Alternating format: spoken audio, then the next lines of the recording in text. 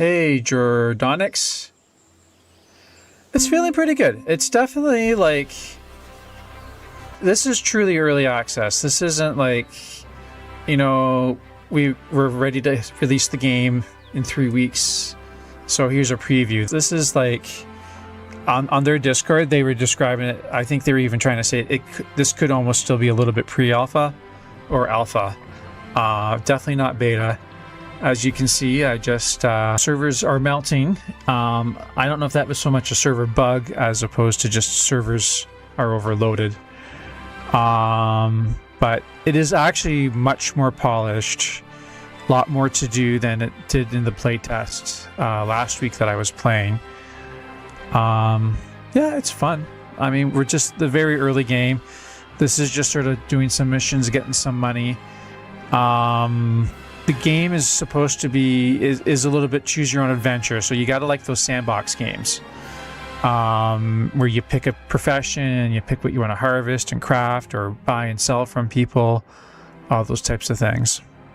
So I'm not sure how familiar you are with the background of the game and the developers that are making it and stuff, but it's pretty cool. I mean, like, even if you're not ready to buy early access, because it's not for everybody, like, I would still go hang out in the Discord and like the head dev, he likes to hang out, he likes to chat, and you can probably get like a little game dev development, which is like if you're just into games and how they're made.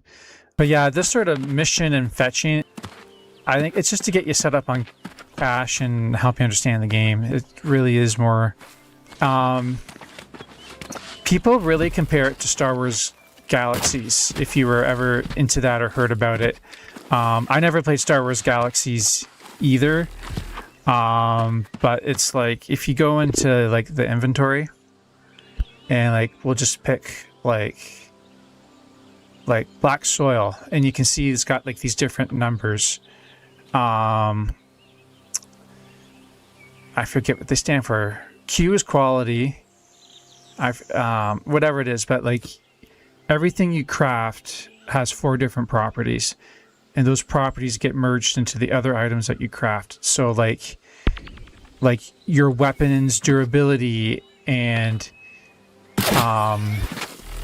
all those things is a little bit dependent on like, you know, where the metal was, what planet the metal was harvested from, like where the what animal and what planet that the animal was. That's for the leather of the hilt, and that affects like your aim and stuff like that.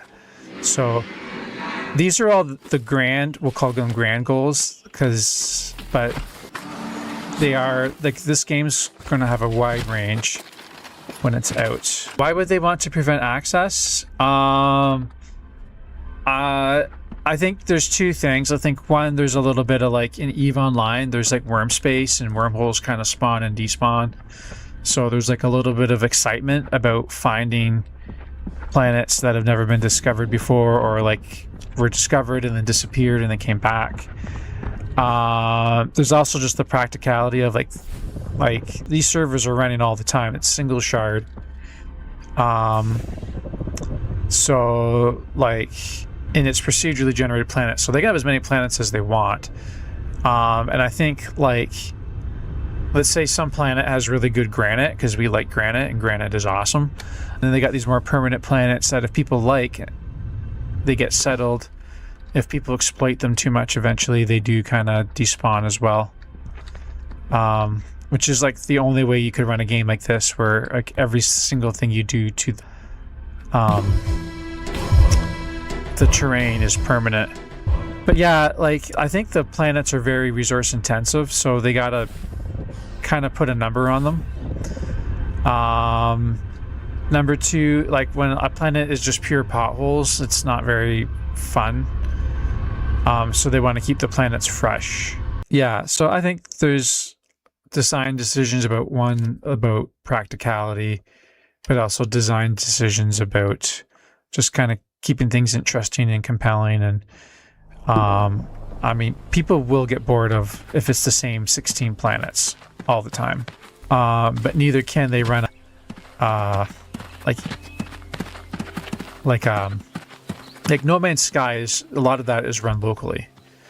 Like a lot of the data storage is in the cloud, but the actual processing is done locally. But I mean, the terraform changes aren't always permanent unless it's built into your mission,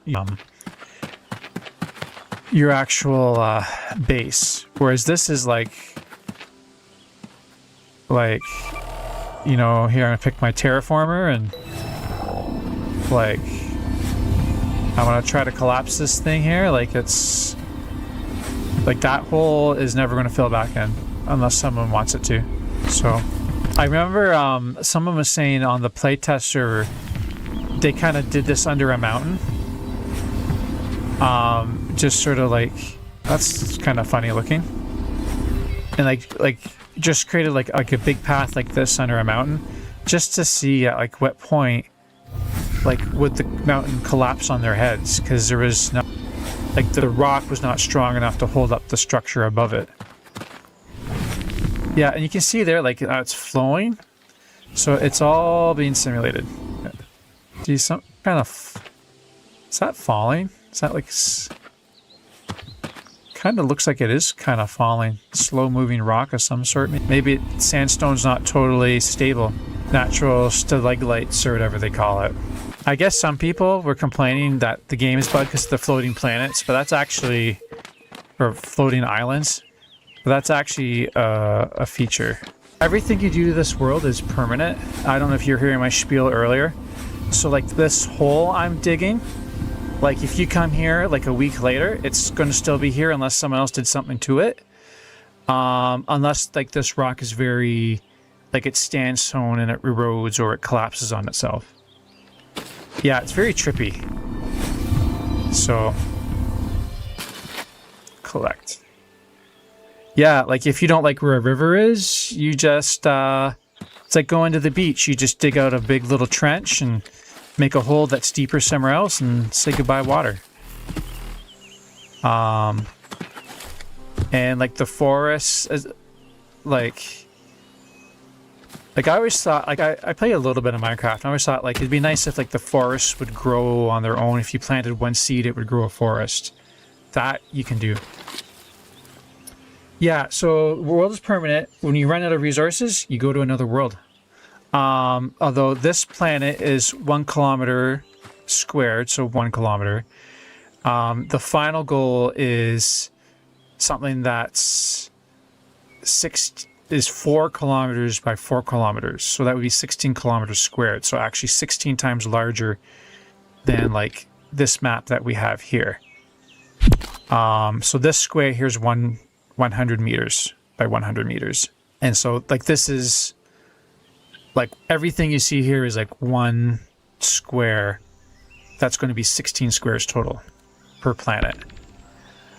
Some planets will be settled and will be around for a long time. You can set up governments and structures. Other planets are going to be more like the community goes wild because the resource is awesome and who cares if we destroy the planet. There's systems built in that like we're sort of in the part of the universe where it's called the garden. It's being protected by like an evil corruption. So if we start going wild, we need to actually protect the planet from being reclaimed by the corruption. Because once we destroy the ecology, the corruption can move in. And as long as there's players willing to fight the corruption and keep the planet safe, it'll be part of the game. Otherwise, it collapses and the wormhole collapses and then a new planet somewhere else spawns, which is a new source for resources. So that's kind of how they handle it. But yeah, I mean, I would not call myself like an expert in the game, but the developer does do like these talks on the Discord, and I've maybe watched 4 or 5 hours of those over like the last year, and like you just learn a ton. And he's got a huge vision for the game. It's very cool. Yeah, so they definitely will release more planets as resources dwindle, and as player count comes and goes. So if there's lots of players, there'll be more planets. If there's less players, there might be less circulation. all these planets are procedurally generated. So they'll have the capability to bring in whatever we need. So we're certainly not, you know. Will they release more? Yeah. So right now there's at least 8 planets that I know of. There might be 12, because I think they said something about there would be 3 space regions, which we'll be headed back to in a few minutes. And in the space region, there's wormholes to the different planets, and there's a centralized space station. But I think there's wormholes to the other deep space regions, and it seems to be 4 planets per deep space region right now.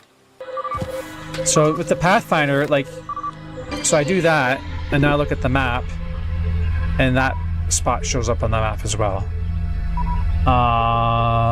And you see skills, so like that gets me ranging skills, which then lets me build up campsite skills, and my personal favorite, the Trailblazer, where I can get fire and burn down forests, which as a sandbox game is a lot of fun. How's the community? Yeah, community is pretty cool. It's small but mighty, probably, for a game. Like their Discord definitely has hundreds of people there. It was going wild at release time. Everyone's very friendly. I think it's a lot of... So Raph Koster, was the creative director in Star Wars Galaxy. He's the lead developer here. So like it's attracting a lot of gamers that... a lot of experienced and mature gamers that are very welcoming and just are very happy to see a game like this being built. It's been a long time since... Like, I mean, some of this tech doesn't exist in MMOs at all. The whole Star Wars crafting thing, a lot of people really miss. So it's bringing a lot of really happy people that are community-minded. Their Discord, it's got one very large kind of guild following, and then there's probably like another half dozen that are trying to form. We will be able to party. You will be able to have a guild interface, but early access, again, more like alpha access. Those interfaces are not in. Shared loot.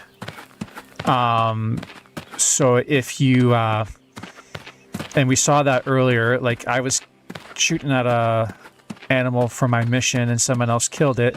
I still got the credit for it. And when they claimed the loot from the animal, you could see the stuff come to me as well. So they definitely are trying to keep in mind. When you hear the dev talk about it, yeah, kill stealing is not an issue at this point. Right now it's strictly PvE. There is going to be voluntary PvP.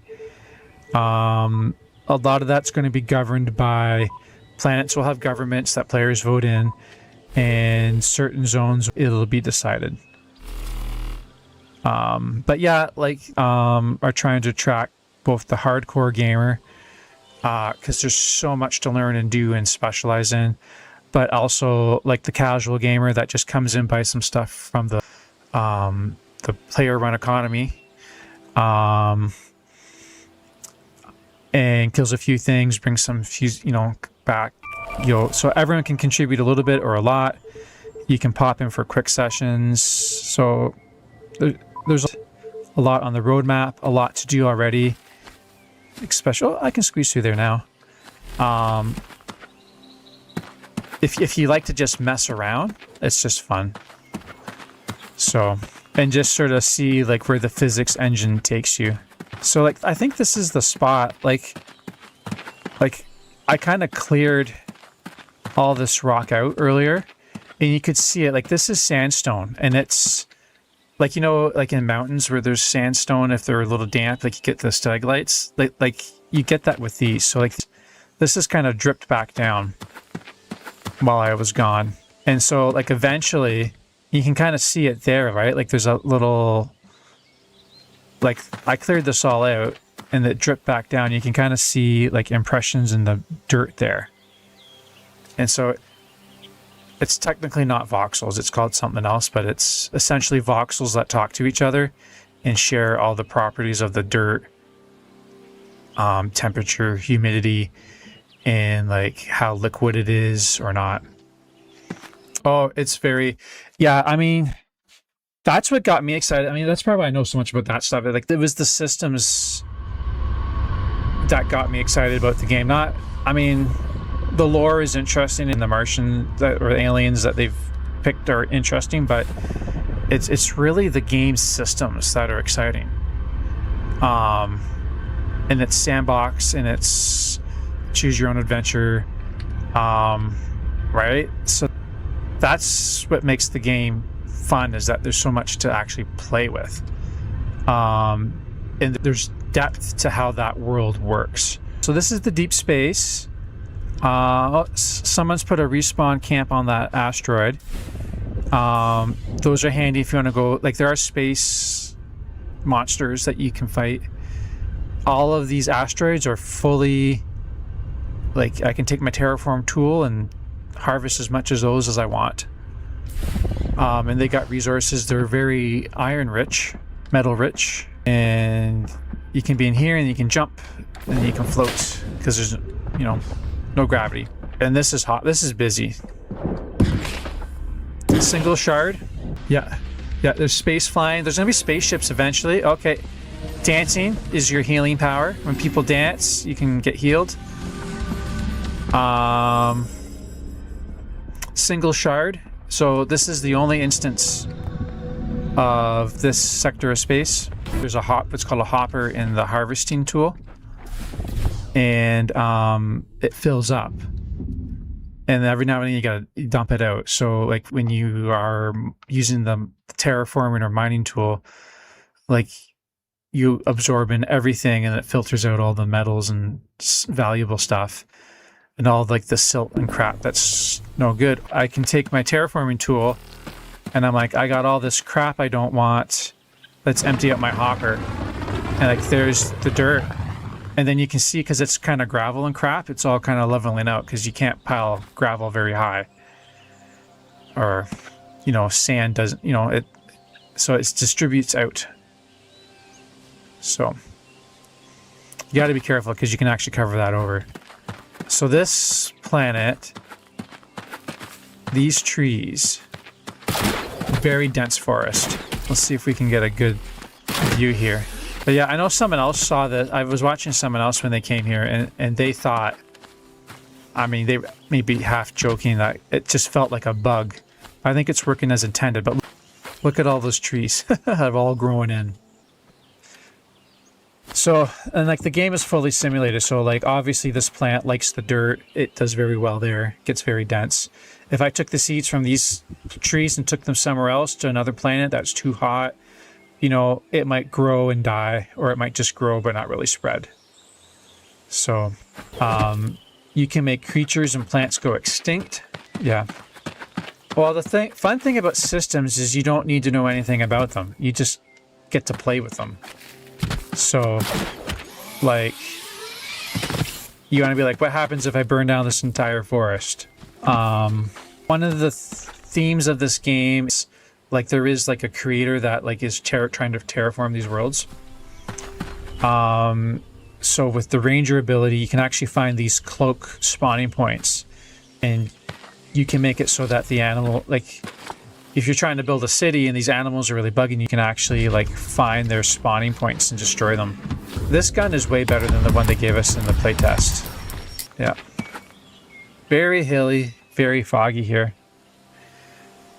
That guy in the distance is like a boss, the King Prowler. You can see him in the top corner. So that I would recommend you don't do alone. Yeah.